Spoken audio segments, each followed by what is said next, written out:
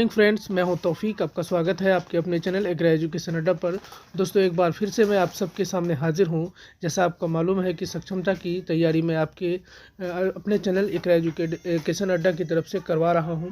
तो मैंने इससे पहले आपको बता दूं कि सामाजिक विज्ञान के जितने भी चैप्टर थे उन सभी को सभी 6 से 8 क्लास तक की जितनी किताब सामाजिक विज्ञान से रिलेटेड थी सभी का वीडियो बनाकर डाल दिया है।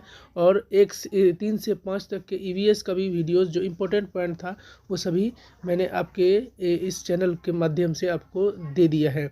और साथ ही साथ मैंने अभी विज्ञान के 4 चैप्टर का जो उर्दू और हिंदी दोनों भाषा में विज्ञान का जो है वो चैप्टर 2 तक का ऑब्जेक्टिव टाइप का जो क्वेश्चन है उसको मैंने आपके इस चैनल पर डाल दिया है। जाकर आप प्लेलिस्ट में जाकर देख सकते हैं सभी वीडियोस को आसानी से एससीईआरटी का खास तौर पे। तो अब शुरू करते हैं क्लास 6 के एससीईआरटी का अतीत से वर्तमान। इसमें एग्ज़ाम से रिलेटेड जो भी पॉइंट है सक्षमता में या बीपीएससी 2 में आपसे पूछे जा सकते हैं, उससे लेकर मैं फिर से एक बार हाजिर हूँ आप सबके सामने।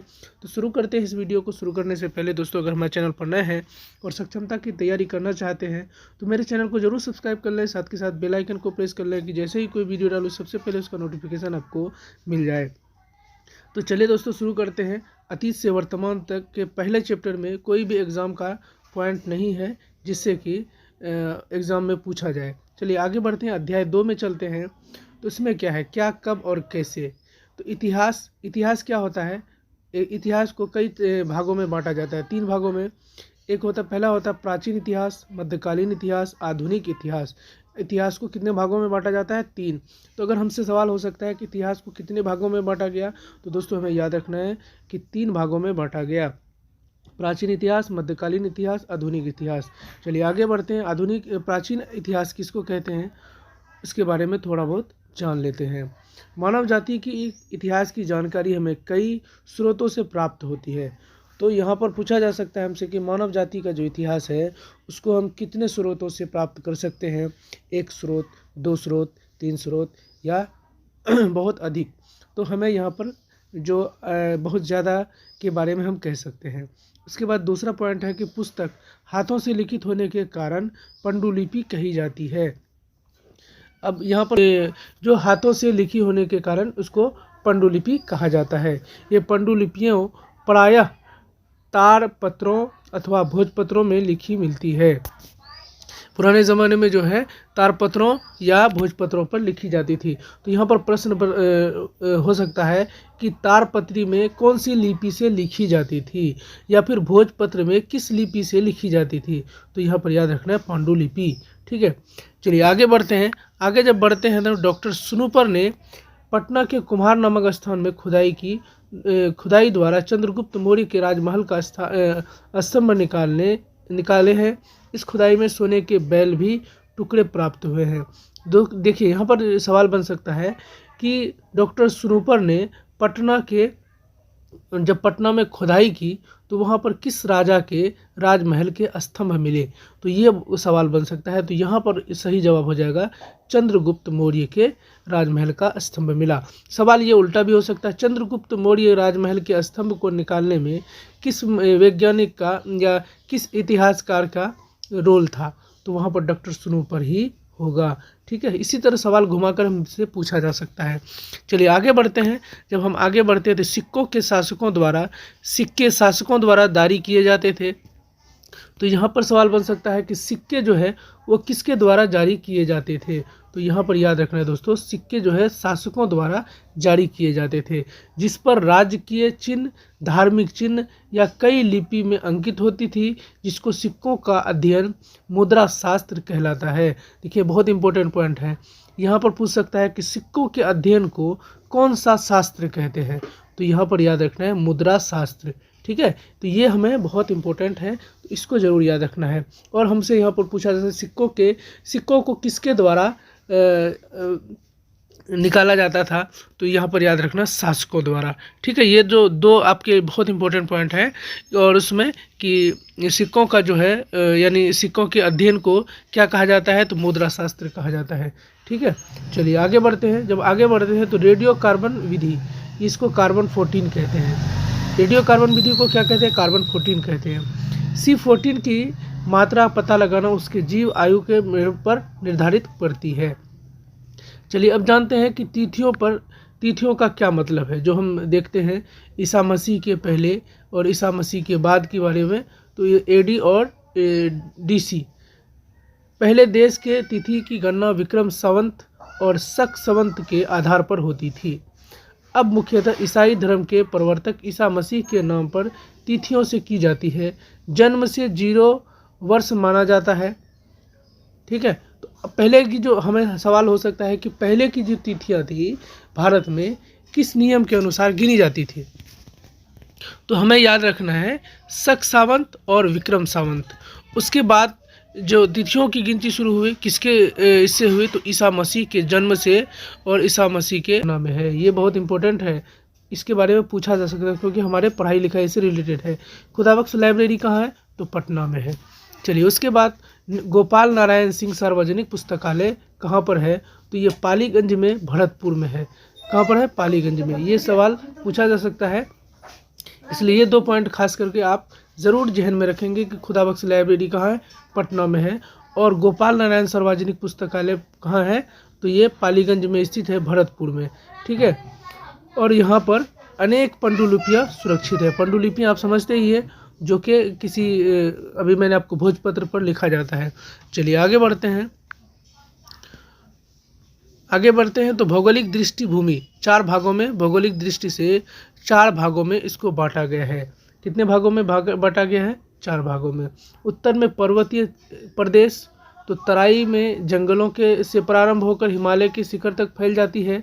इसे कश्मीर, कागड़ा, कुमायूं तथा सिक्किम के प्रदेश सम्मिलित हैं। ठीक है, चलिए आगे बढ़ते हैं तो उत्तर का मैदान जो उपजाऊ भूमि और अधिक पैदावार के लिए प्रसिद्ध है। तो यहाँ पर सवाल पूछा जा सकता है कि भारत में कौन सी भूमि जो है बहुत ज़्यादा उपजाऊ है, और उसके लिए माफ़ कीजिए कौन सा मैदान बहुत ज़्यादा उपजाऊ है। तो यहाँ याद रखना है उत्तर का मैदान बहुत ज़्यादा उपजाऊ है। उसके बाद दक्षिण के पठार के अंतर्गत उत्तर में नर्मदा ताप्ती बहती है। यहाँ पर सवाल हो सकता है कि दक्षिण के पठार में कौन कौन सी नदियाँ बहती हैं, तो सही जवाब होगा नर्मदा और ताप्ती। तो इसको याद रखना, इतिहास में ये बहुत इंपॉर्टेंट पॉइंट है। आगे चलते हैं तो विंध्याचल में सतपुड़ा की पहाड़ी उत्तर भारत में दक्षिण को अलग करती है। तो यहाँ पर सवाल हो सकता है उत्तर भारत और दक्षिण भारत को कौन सी पहाड़ी अलग करती है, तो यहाँ पर याद रखना है दोस्तों सतपुड़ा की पहाड़ी, जो कि हमें उत्तर भारत और दक्षिण भारत को अलग करती है। उसके बाद सुदूर क्षेत्र दक्षिण के मैदान में गोदावरी और कृष्ण कावेरी की उपजाऊ डेल्टा वाले प्रदेश हैं। यहाँ पर पूछा जा सकता है कि दक्षिण के मैदान में कौन से जो क्षेत्र हैं वो उपजाऊ है, तो यहाँ पर डेल्टा वाले प्रदेश जो हैं वो बहुत ज़्यादा उपजाऊ होते हैं, जिसको कृष्ण तथा कावेरी नदी के किनारे होते हैं, जहाँ पर अच्छी खासी खेती होती है। जो इसमें मोस्ट इम्पोर्टेंट पॉइंट थे उन सभी पॉइंट पर हम इसमें चर्चा कर रहे हैं। चलिए आगे बढ़ते हैं तो हम चलते हैं सीधे। दर्रा किसे कहते हैं, तो दोस्तों आप ये क्या कहते हैं भूगोल में भी पढ़ेंगे, लेकिन इसमें जो दिया गया है इसमें भी थोड़ा सा हम लोग देख लेते हैं। दर्रा किसे कहते हैं, पहाड़ियों के बीच के संकरे रास्ते को। अब यहाँ पर सवाल पूछ सकता है कि पहाड़ियों के बीच के संकरे रास्ते को क्या कहा जाता है, तो हमें याद रखना है दर्रा। ठीक है, चलिए आगे बढ़ते हैं। जब हम आगे बढ़ते हैं तो खैबर कहाँ पर है, तो ये पश्चिम पाकिस्तान की सीमा और अफगानिस्तान काबुलिस्तान के मैदान के बीच हिंद कुश की एक सफ़ेद कोह पर्वत श्रृंखला है। तो यहाँ पर देखिए सवाल बहुत इम्पोर्टेंट सवाल बन सकता है यहाँ पर कि जो खैबर ये क्या है, तो उत्तर पश्चिम पाकिस्तान की सीमा और अफगानिस्तान के काबुलिस्तान मैदान के बीच हिंद कुश के सफ़ेद कोह पर्वत श्रृंखला में ये जो है ये खैबर है। सवाल इतना लंबा नहीं होगा, हो भी सकता है, इसमें कोई बड़ी बात नहीं है। तो हमें यहाँ याद रखना है बोलन क्या है, बोलन पाकिस्तान में बलूचिस्तान का एक प्रमुख दर्रा है जो क्वेटा को जेकोबाबाद से जोड़ता है। तो ये सवाल हो सकता है क्योंकि देखिए अपने किताब में दिया हुआ है तो सवाल कुछ भी पूछा जा सकता है, इसलिए ये 6 क्लास का किताब में है, इसलिए इसको खास ध्यान रखना है। आगे बढ़ते हैं तो इसमें कई सारे इम्पोर्टेंट पॉइंट हैं। तो देखिए एक एक चीज़ यहाँ पर है कि महापाषाणी संस्कृति। इस वक्त क्या होता था, मृतकों को दफना कर उसके चारों तरफ बड़े बड़े पत्थर गाड़ दिए जाते थे। तो यहाँ पर देखिए सवाल क्या बन सकता है कि कौन से काल की संस्कृति थी कि मृतकों को दफनाकर उसके चारों तरफ बड़े बड़े पत्थर गाड़ दिए जाते थे। तो सवाल दोस्तों ये बन सकता है। तो वहाँ पर हमको क्या रखना है, महापाषाणी संस्कृति। तो यहाँ पर याद रखना है कि कौन सा जो काल था, काल की संस्कृति थी जहाँ के मृतकों को दफनाने के बाद उसके चारों तरफ बड़े बड़े पत्थर गाड़ दिए जाते थे। तो वहाँ याद रखना है महापाषाणी संस्कृति। चलिए आगे बढ़ते हैं। जब हम आगे बढ़ते हैं तो कोलडिहवा में एवं चौपानी मांडो ऐसे स्थल हैं जहाँ सबसे पहले चावल उपजाने का प्रमाण मिला है। देखिए बहुत इंपॉर्टेंट पॉइंट है कि यहाँ पर हमसे पूछ सकता है कि सबसे पहले चावल उपजाने का प्रमाण कहाँ मिला है। तो ये सवाल अगर हो जाए तो हमें सही जवाब रखना है कोलडिहवा और चौपानी मांडो। ये दो जगह है, कोलडिहवा और चौपानी मांडो। यहाँ पर याद रखना है कि चावल का सबसे पहले उपजाने का प्रमाण कहाँ से मिलता है, तो कोलडिहवा और चौपानी मांडो, ये दोनों जगह हमको याद रखना है। चलिए आगे बढ़ते हैं। तो आगे जब हम बढ़ते हैं तो लगभग 2500 वर्ष पहले उत्तर पश्चिम की ओर से आने वाली ईरानियों और यूनानियों ने सिंधु को हिंदोस तथा इंडोस कहा।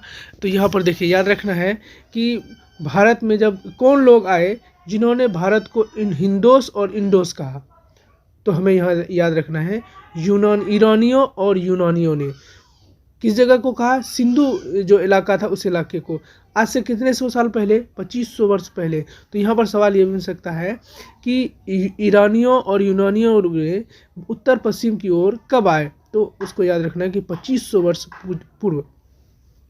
चलिए आगे बढ़ते हैं। अध्याय 3 में जब चलते हैं तो यहाँ पर देखेंगे मध्य प्रदेश का प्रारंभिक समाज भीमबेटका, बुढ़नी और पंचमढ़ी, ये कहाँ पर है, तो मध्य प्रदेश में। यह सवाल हमसे पूछा जा सकता है कि बताइए कि भीमबेटका कहाँ है, तो मध्य प्रदेश। बुढ़नी कहाँ है, तो मध्य प्रदेश। पंचमढ़ी कहाँ है, तो मध्य प्रदेश। देखिए अब शिकारी लोग गुफा के अंदर दीवार पर रंगीन चित्र भी बनाया करते थे। वे रंगीन पत्थरों को घिसकर रंग तैयार करते थे और बांस के ब्रश से चट्टानों पर चित्र बनाते थे। इन लोगों के बनाए गए चित्र भीमबेटका की गुफाओं में पाया जाता है। देखिए बहुत इंपॉर्टेंट पॉइंट है यहाँ पर कि शिकारी जो है वो पहाड़ों के अंदर, गुफाओं के अंदर घुसकर जो रंगीन चित्र बनाया करते थे उसका प्रमाण कहाँ मिलता है, तो यहाँ पर भीमबेटका याद रखना है दोस्तों। ये बहुत इंपॉर्टेंट पॉइंट हो सकता है। चलिए आगे बढ़ते हैं। तो यहाँ पर सवाल एक और बन सकता है कि भीमबेटका में जो रंगीन चित्र पाए गए हैं उनको किसके ब्रश से बनाया जाता था, बांस के ब्रश से, लकड़ी के ब्रश से, चट्टानों से। तो यहाँ याद रखना है बांस के ब्रश से इसको बनाया जाता था। चलिए अब आगे बढ़ते हैं। जब हम आगे बढ़ते हैं तो पहला ये दिखता है हमको पेशरा। पेशरा क्या है, पेशरा जो बिहार के मुंगेर जिले में अवस्थित है। तो यहाँ पर सवाल पूछ सकता है क्योंकि बिहार से रिलेटेड है, इसलिए याद रखना है कि बिहार के मुंगेर जिले में अवस्थित है। तो अगर पूछा जाए कि पेशरा जो है बिहार के किस जिले में अवस्थित है, तो हमको याद रखना है मुंगेर में। और इसी तरह पूछे कि बिहार के मुंगेर जिले में कौन सा चीज़ अवस्थित है, तो वहाँ याद रखना है पेशरा। यहाँ पर आरंभिक मानव के संबंधित पुराने स्थल मिले हैं। तो यहाँ के यूरोप, फ्रांस में पाए जाने वाला आरंभिक मानवों की तरह औजार मिले हैं। यहाँ पर क्या क्या मिला है, पेरवा में आपको जो मुंगेर जिले में है, यहाँ पर आरंभिक मानव से संबंधित पुराने स्थल, यानी जब इंसान शुरू में ज़िंदगी गुजारता था तो उसके वक्त का बहुत सारा सबूत यहाँ पर मिला है। यहाँ यूरोप और फ्रांस में जो आरंभिक हथियार, औजार बनाए जाते थे उसका भी यहाँ पर सबूत मिला है। चलिए आगे बढ़ते हैं। तो पेशरा संभवतः आवास निर्माण स्थल था। तो पेशरा क्या था, आवास निर्माण स्थल। पाषाण काल में इसका अर्थ होता है पत्थर से।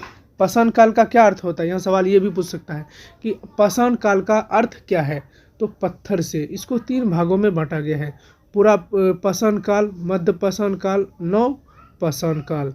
तो यहाँ पर दोस्तों पूछ सकता है कि पाषाण काल को कुल कितने भागों में बांटा गया है, तो हम ये याद रखना है 3 भागों में बांटा गया है। जब हम आगे बढ़ते हैं, पाषाण काल के लोग मनोरंजन के लिए क्या करते थे, तो मनोरंजन के लिए वो चित्र और नृत्य करते थे। मनोरंजन के लिए क्या करते थे, चित्र और बनाया करते थे, या फिर नृत्य क्या करते थे, नृत्य को हिंदी में डांस, इंग्लिश में डांस कहते हैं। और देखिए पाषाण का यहाँ पर सवाल बन सकता है कि पाषाण काल के लोग मनोरंजन के लिए किन चीज़ों का इस्तेमाल करते थे, चित्र और नृत्य क्या करते थे। इतिहास के पिता किसको कहा जाता है, ये बहुत मोस्ट इम्पोर्टेंट पॉइंट है कि इतिहास के पिता किसे कहा जाता है, तो हेरोडोटस को कहा जाता है। इतिहास के पिता किसको कहा जाता है, हेरोडोटस को कहा जाता है। हेरोडोटस को क्या कहा जाता है, तो भी वहाँ पर आपका सही जवाब क्या होगा, इतिहास का पिता, ये हमें याद रखना है। भीमबेटका मध्य प्रदेश के रायसेन जिले में है, जिसको सेल चित्रों के लिए प्रसिद्ध है। तो यहाँ पर देखिए वही भीमबेटका के बारे में हम लोग पहले पढ़ चुके हैं, फिर इसी से जवाब सवाल आता है कि भीमबेटका जो है किस जिले में है, बिहार मध्य प्रदेश के किस जिले में है, तो यहाँ पर याद रखना रायसेन जिले में है। उसके बाद विश्व के सबसे प्राचीन अभिलेख बोगाज कोई अभिलेख है। अब यहाँ पर सवाल दोस्तों ये बन सकता है, विश्व का सबसे प्राचीन अभिलेख कौन सा है, तो यहाँ बेगाज कोई अभिलेख, तो ये हमें याद रखना है। देखिए जो हमारी किताब में जो है उससे सवाल पूछा जा सकता है, वो चाहे कहीं से रिलेटेड हो। चलिए आगे बढ़ते हैं। भारतीय उपमहाद्वीपों में आरंभिक मानव के निशान बिहार के मुंगेर पेशरा से मिला है।